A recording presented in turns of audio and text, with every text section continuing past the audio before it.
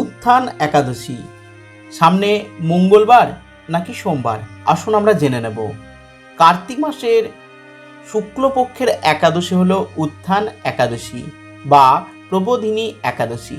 নিষ্ঠা সহকারে এই একাদশী পালন করলে শ্রীহরির কৃপায় তার সকল পাপ বিনষ্ট হয় এবং শ্রী বিষ্ণু লোকে গতি হয়ে থাকে। এই একাদশী পাপ নাশে সর্বাপেক্ষা শ্রেষ্ঠ। আসুন আজকে আমরা যে বিষয়গুলো জানবো তা হলো একাদশী ব্রত মাহাত্ম্য, উত্থান একাদশী বা প্রবোধনী একাদশীর মাহাত্ম্য, উত্থান একাদশী বা প্রবোধনী একাদশীর সংকল্প, একাদশীর সংকল্প মন্ত্র, উত্থান একাদশীর পারণ মন্ত্র, উত্থান একাদশীর ব্রত কথা। প্রথমেই আমরা শুনে নেব একাদশীর ব্রত মাহাত্ম্য কথা সম্পর্কে।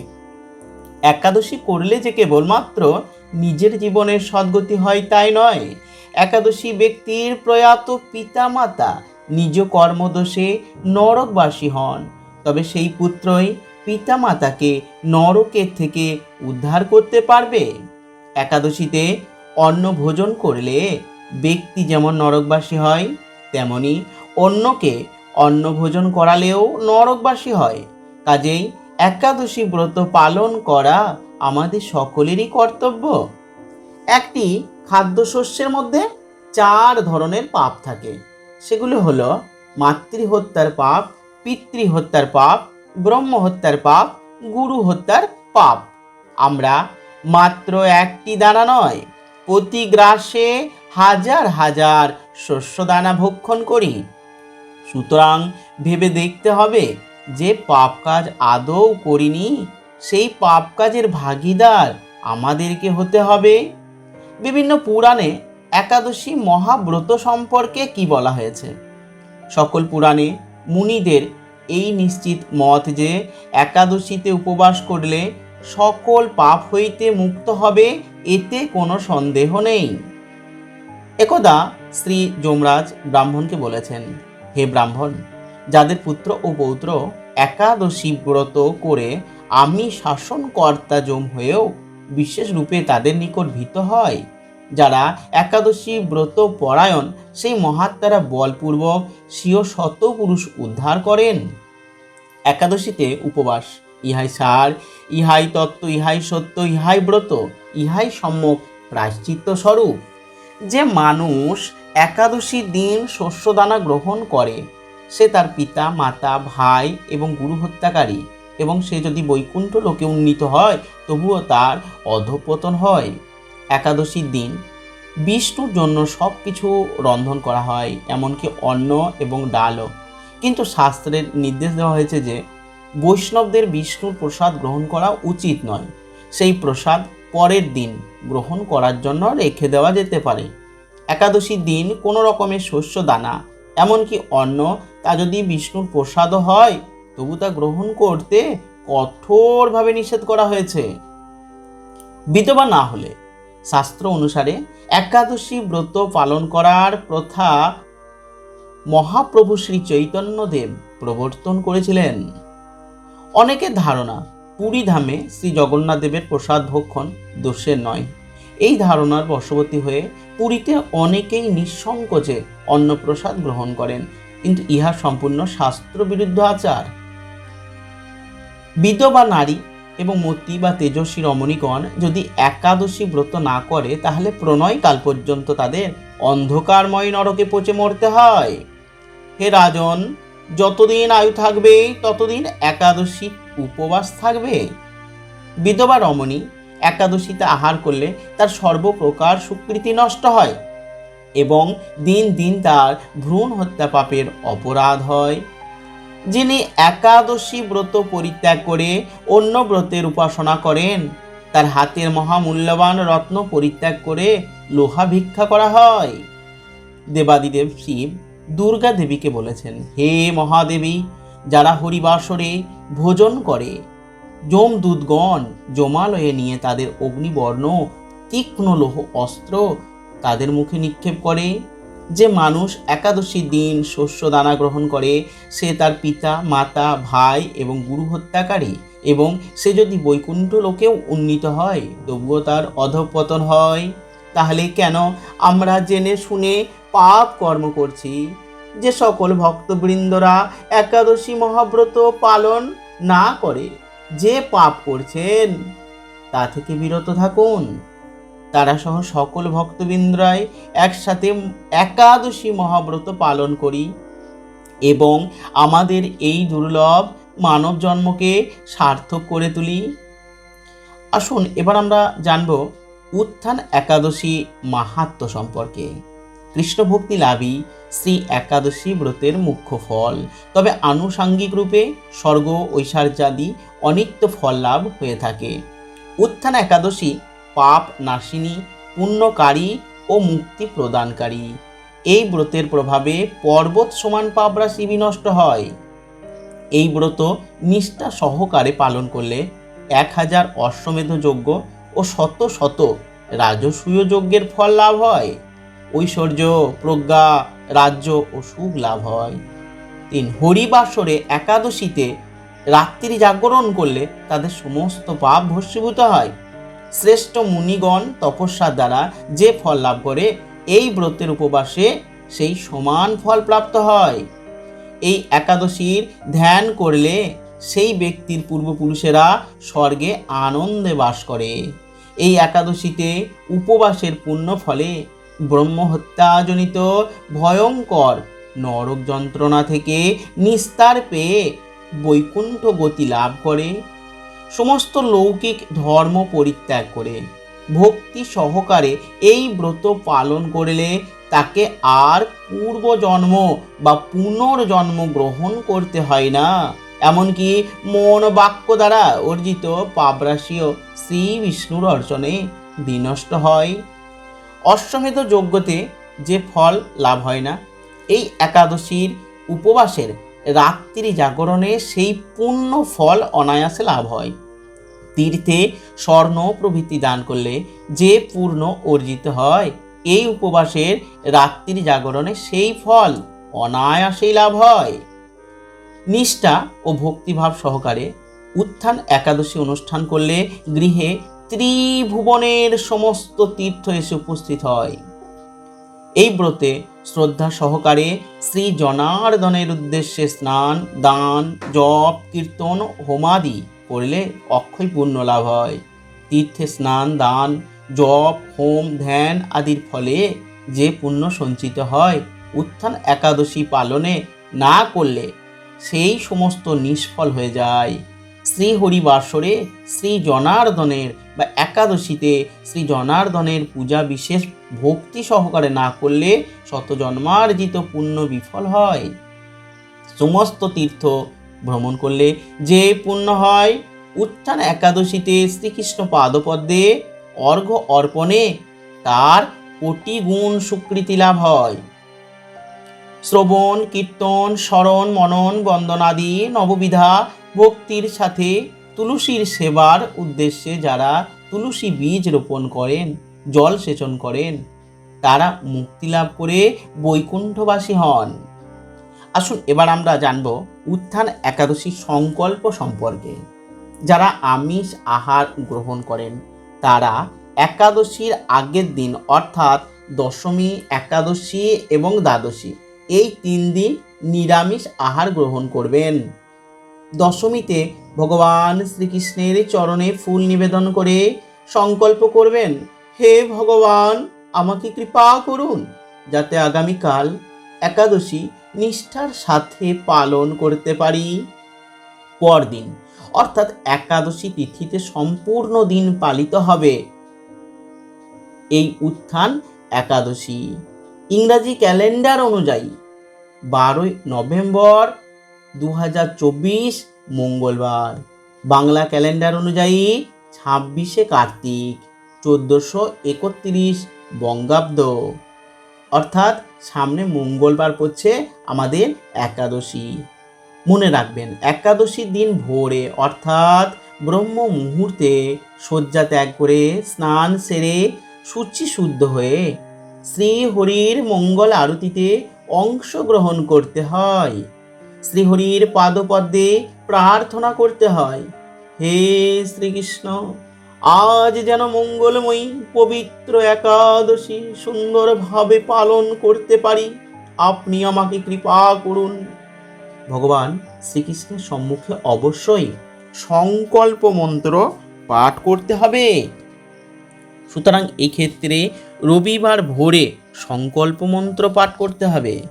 একাদশী সংকল্প মন্ত্রটি হল একাদশ্যাম নিরাহার স্থিত্বা হমপরিহানি ভক্ষ্যামি পুণ্ডরিকাক্ষ শরণং মে ভবাচ্যুত। এই মন্ত্রটি 3 বার বলতে হবে, অর্থাৎ হে পুণ্ডরিকাক্ষ, হে অচ্যুত, একাদশীর দিন উপবাস থেকে এই ব্রত পালনের উদ্দেশ্যে আমি আপনার শরণাপন্ন হচ্ছি। উত্থান একাদশীর পালন সম্পর্কে আমরা এবার জানব। উত্থান একাদশীর ঠিক পরদিন অর্থাৎ 13 নভেম্বর বুধবার সকালে পালন সম্পন্ন করতে হবে। পালনের সময় হচ্ছে পশ্চিমবঙ্গের ক্ষেত্রে সকাল 5:49 থেকে 9:30 মধ্যে, আর বাংলাদেশের ক্ষেত্রে সকাল 6:11 থেকে 9:52 মধ্যে। অর্থাৎ একাদশী ব্রত পালন করে পরের দিন ভোরে স্নান সেরে পালন সময়ের মধ্যে পঞ্চরবি শস্য ভগবানকে ভোগ নিবেদন করে 3 বার ভক্তি সহকারে পালন মন্ত্র পাঠ করে একাদশীর ফল ভগবানের সম্মুখে ভক্তি সহকারে অবশ্যই অর্পণ করতে হয়।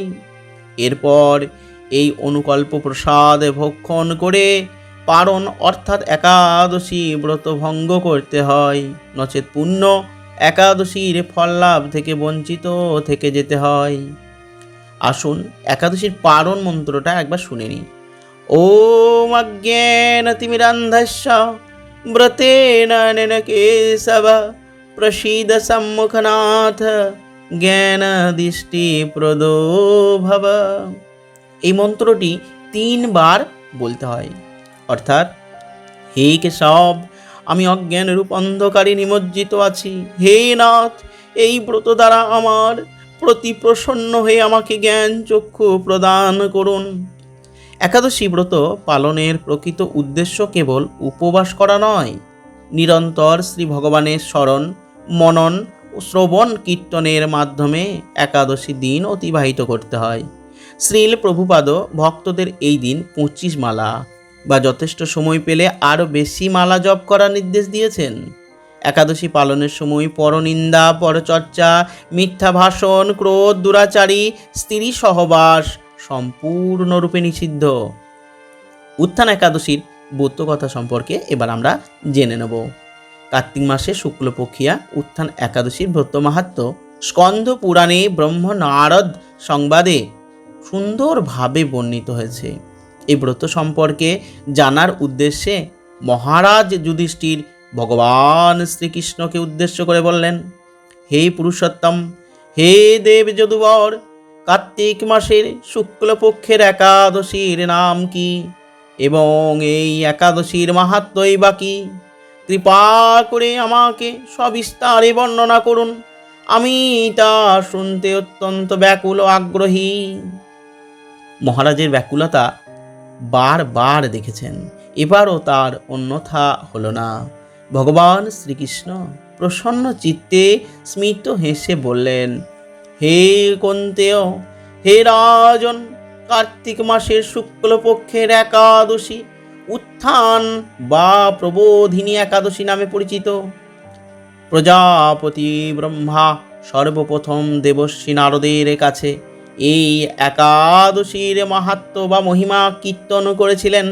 এখন তুমি আমার কাছে এই কথা একাগ্র চিত্তে শ্রবণ করো।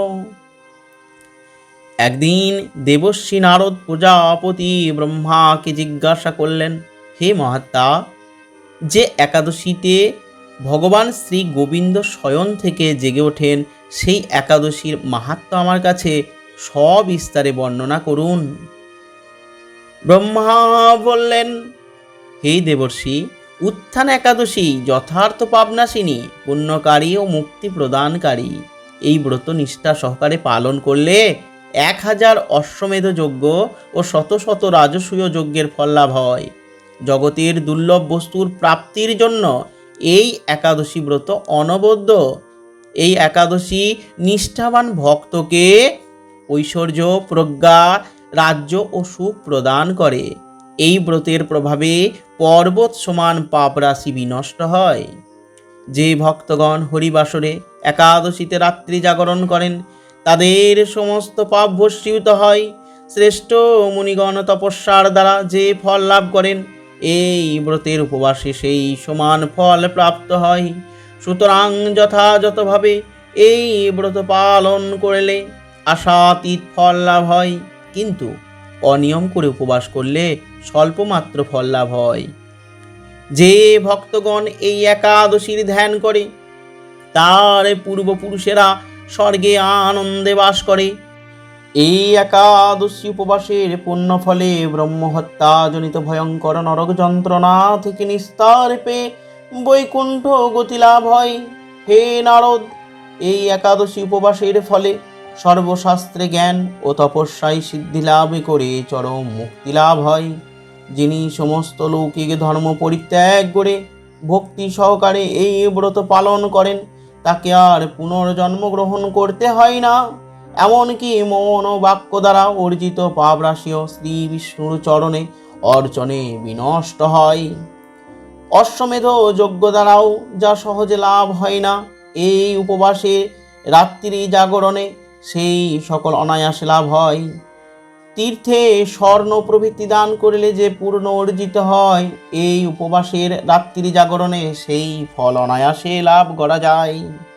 যে ব্যক্তি সঠিকভাবে নিষ্ঠা ও ভক্তি ভাব সহকারে উত্থান একাদশী অনুষ্ঠান করেন তার গৃহে ত্রিভুবনের সমস্ত তীর্থ এসে উপস্থিত হয়।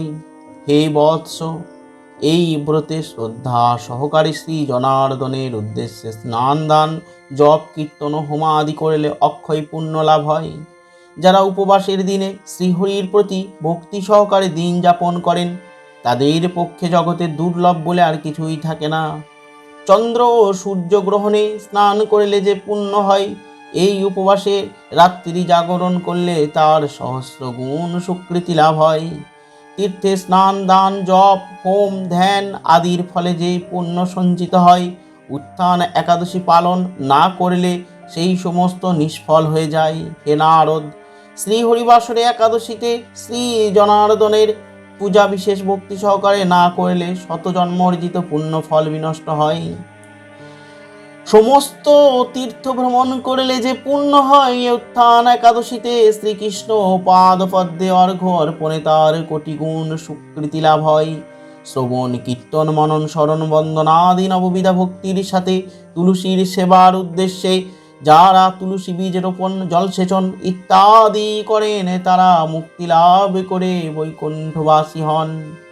হে বৎস, যিনি কার্তিক মাসে সর্বদা ভাগবত শাস্ত্রাদি অধ্যয়ন করেন তিনি সর্বপাপ মুক্ত হয়ে সমস্ত যজ্ঞের ফল লাভ করেন।